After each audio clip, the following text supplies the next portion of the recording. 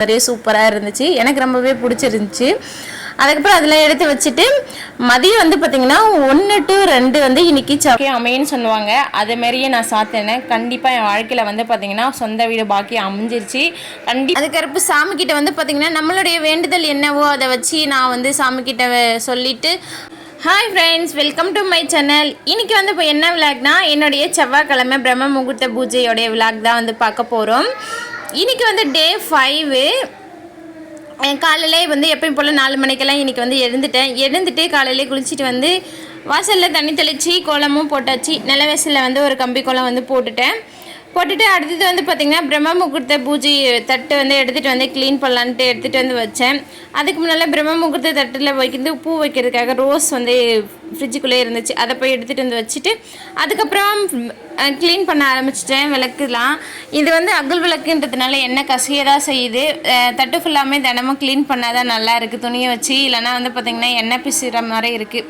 அதனால் வந்து பார்த்திங்கன்னா ஒரு ஒயிட் கலரில் வந்து ஒரு துணியை எடுத்து க்ளீன் பண்ணி வச்சிடுறது. தினமுமே க்ளீன் பண்ணிட்டு தான் அப்புறமா வந்து பார்த்திங்கன்னா ரோஸ் பெட்டல் வந்து அந்த பிரம்ம முகூர்த்த தட்டில் வந்து பார்த்திங்கன்னா தூவி விட்டால் தான் வந்து பார்க்கறதுக்கு தட்டு வந்து அழகாக இருக்குது. ஒரு என்ன சொல்கிறது, பார்க்குறதுக்கு அழகாக இருக்குது. அதனால் வந்து பார்த்திங்கன்னா அந்த மாதிரி பூ வந்து தூவி விட்டுட்டு தட்டு ஃபுல்லாக அதுக்கப்புறமா வந்து அகல் விளக்கு வந்து அரேஞ்ச் பண்ணிவிடுவேன்.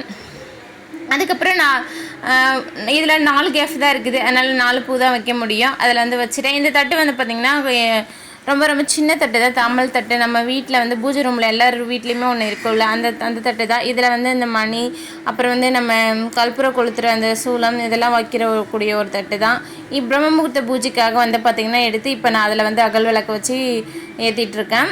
அடுத்தது நிலவேசலில் வந்து பார்த்திங்கன்னா நம்ம வீட்டில் இந்த 2 விளக்கு தான் வச்சு எப்போவுமே நான் ஏற்றுவேன். இந்த விளக்கு வந்து பார்த்திங்கன்னா நம்ம வீடு பால் காய்ச்சும் போது தான் நான் வந்து வாங்கினேன். இது வாங்கிக்கு ஒரு 1 year தான் ஆகுது.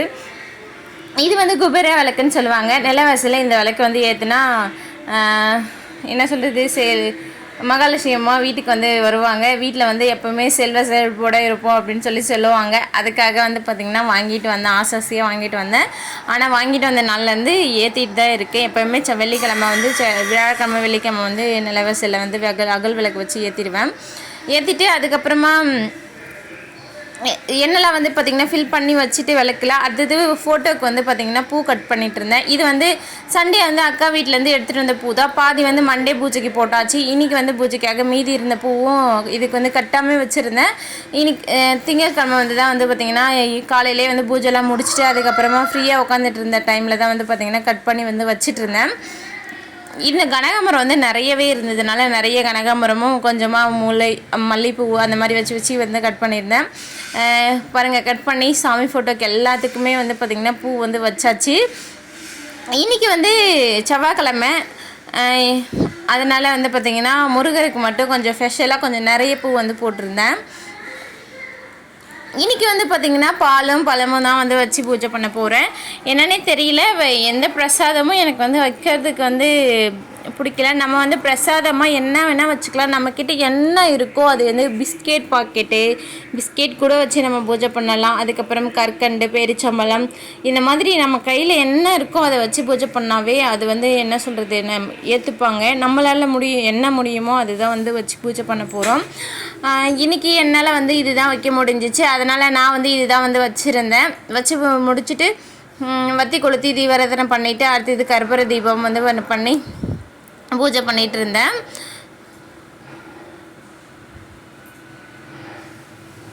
எப்பவுமே நான் பூஜை பண்ணும் போது வந்து பார்த்திங்கன்னா பாப்பா கண்டிப்பாக எழுந்து அவளுக்கு பசி வந்துடுது போல் இருக்குது. தினமுமே இப்படி தான் இருக்கும் போல் இருக்குது. இவ்வளோ நாளாக எனக்கு தெரியாமல் போச்சு.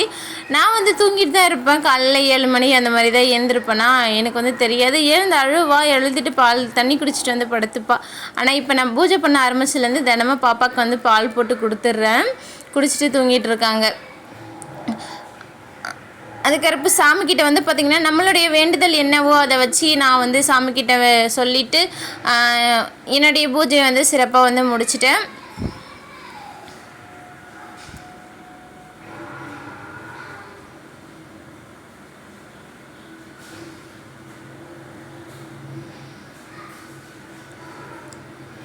அதுக்கப்புறம் வந்து பார்த்திங்கன்னா கிளாஸ்லாம் போயிட்டு வந்துட்டேன். டைப் ரைட்டிங் கிளாஸ் போயிட்டுருக்கேன். எத்தனை பேருக்கு தெரியும்னு சொல்லிட்டு தெரியல. இந்த மந்த்தோடைய 1ஆம் தேதியிலேருந்து தான் வந்து போயிட்டுருக்கேன்.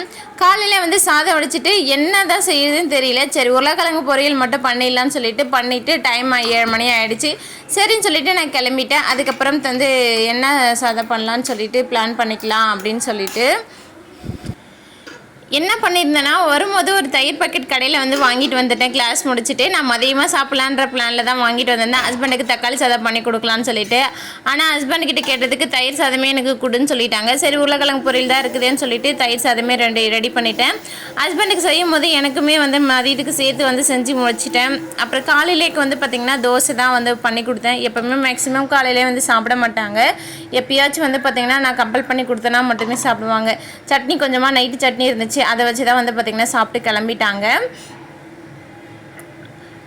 அதுக்கப்புறமா நான் வந்து மீஷோவில் வந்து பார்த்திங்கன்னா ஒரு கம்மல் செட் வந்து ஆர்டர் போட்டிருந்தேன். அது வந்து வந்துருந்துச்சு. இந்த 4 கம்பல் வந்து பார்த்திங்கன்னா 170 ரூபாய்க்கு வாங்கியிருந்தேன். கண்டிப்பாக ஒருத்தர் தான் நான் சொல்லுவேன். ஏன்னா இது நம்ம வெளியிலலாம் வாங்கும்போது ஒரு கம்பளுடைய ரேட்டே வந்து 100 ரூபா கிட்டே இருக்கும். எனக்கு வந்து சரி மாற்றி கம்மல் போட்டுக்கலாம் அப்படின்னு சொல்லிட்டு அந்த பிளான்லாம் வாங்கியிருந்தேன். நல்லாவே இருந்துச்சு. கோல்டு மாதிரியே சூப்பராக இருந்துச்சு. எனக்கு ரொம்பவே பிடிச்சிருந்துச்சி. அதுக்கப்புறம் அதெல்லாம் எடுத்து வச்சுட்டு மதியம் வந்து பார்த்திங்கன்னா 1 to 2 வந்து இன்றைக்கி செவ்வாய் ஓரை. அதனால் வந்து பார்த்திங்கன்னா இன்றைக்கி பூஜை பண்ணலாம் அப்படின்னு சொல்லிட்டு எடுத்து வச்சிட்டு இருந்தேன். நைட்டு நேற்றே வந்து பார்த்திங்கன்னா வெத்தலை வந்து வாங்கிட்டு வந்திருந்தேன். கடைக்கு போயிட்டு வரும்போது என்னாச்சுன்னா 5 ரூபாய்க்கு வாங்கியிருந்தேன். சரி எப்படியா இருந்தாலும் 6 வெத்தலை தானே வச்சு நம்ம பூஜை பண்ண போகிறோம். அதில் வந்து எக்ஸ்ட்ராவே இருந்துச்சு. 8 வெத்தலை கிட்டே கொடுத்துருந்தாங்க. பார்த்தீங்கன்னா அதில் 2 வெத்தலை நல்லாவே இல்லை. இது நான் காலையிலே 6 to 7 பண்ண வேண்டிய பூஜை. ஆனால் வெத்தலை இல்லாததுனால வந்து பார்த்திங்கன்னா பண்ண முடியல. அப்புறம் கிளாஸ் போயிட்டு வரும்போது வந்து பார்த்திங்கன்னா மறுபடியும் 5 ரூபாய்க்கு வந்து வெத்தலை வாங்கியிருந்தேன். அந்த கடைக்காரர் என்ன பண்ணாங்கன்னா வெத்தலை பாக்கு வச்சு சுருட்டுனாங்க நூலில். பார்த்தா கொஞ்சம் லைட்டாக ஓரத்தில் கிழிஞ்சிருச்சு. என்னன்னு தெரியல. இந்த பூஜை பண்ண வேணான்னு சொல்லிட்டு முருகர் நினைக்கிறாரோ என்னவோன்னு சரியில்லைன்னு சொல்லிட்டு பரவாயில்லை இதை வச்சு நான் வந்து பார்த்திங்கன்னா இன்றைக்கி பூஜை பண்ணலான்னு சொல்லிட்டு எல்லாத்தையும் வாஷ் பண்ணி வந்து எடுத்து வச்சுருந்தேன். நல்லா இருந்த வெத்தலை எல்லாத்தையும். அதை வந்து பார்த்திங்கன்னா ஒரு தாமல் தட்டை எடுத்து அதில் வந்து வெத்தலையுடைய காம்பு எல்லாத்தையும் எடுத்துட்டேன். இது என்னுடைய ஃபஸ்ட்டு செவ்வாய்க்கிழமையுடைய தீபம் தான் இது.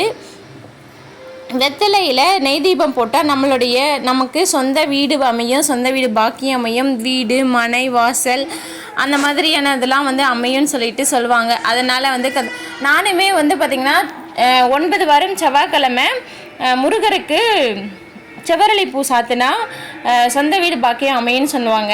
அதுமாரியே நான் சாத்தினேன். கண்டிப்பாக என் வாழ்க்கையில் வந்து பார்த்திங்கன்னா சொந்த வீடு பாக்கியம் அமைஞ்சிருச்சு.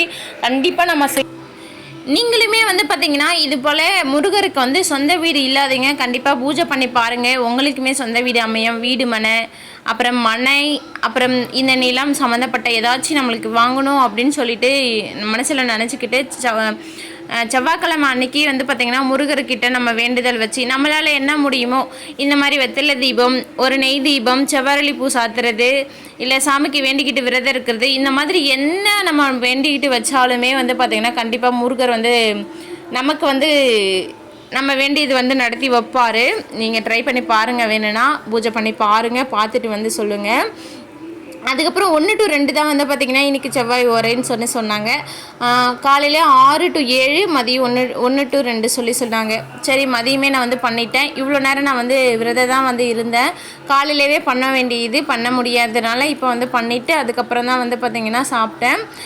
நம்ம வந்து எந்த ஒரு வேண்டுதலுமே வந்து பார்த்திங்கன்னா நம்ம விரதம் காலையிலே கூட பண்ணிடலாம். நம்ம சாப்பிட்றதுக்கு முன்னால் காலையிலே கூட பண்ணிவிட்டு அதுக்கப்புறமா கூட நம்ம சாப்பிட்லாம்.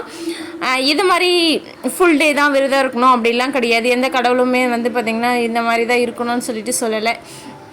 அதனால் வந்து பார்த்திங்கன்னா நம்மளோடைய விருப்பம் தான். எல்லாமே நம்மளோடைய விருப்பம் தான். அது தகுந்த மாதிரி நம்ம வந்து செஞ்சுக்கலாம்.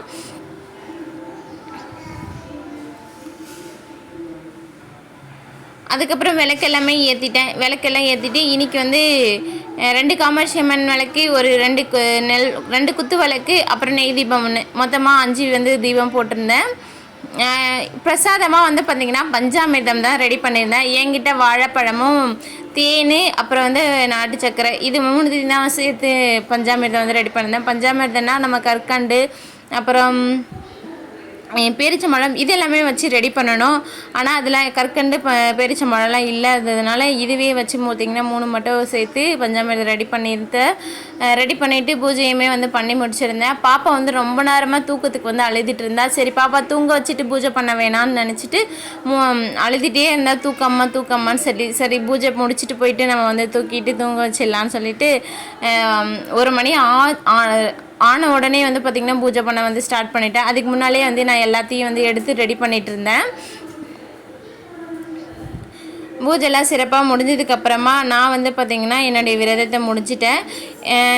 நீங்களும் கண்டிப்பாக வந்து பார்த்திங்கன்னா இந்த மாதிரி பூஜைலாம் உங்களுக்கு பிடிக்குன்னா நம்மளுடைய சேனலை சப்ஸ்கிரைப் பண்ணுங்கள், லைக் பண்ணுங்கள். இந்த விலாக் உங்களுக்கு பிடிச்சிருந்தா மறக்காமல் லைக் பண்ணிவிட்டு போங்க. பாய், நெக்ஸ்ட் வீடியோவில் பார்க்கலாம்.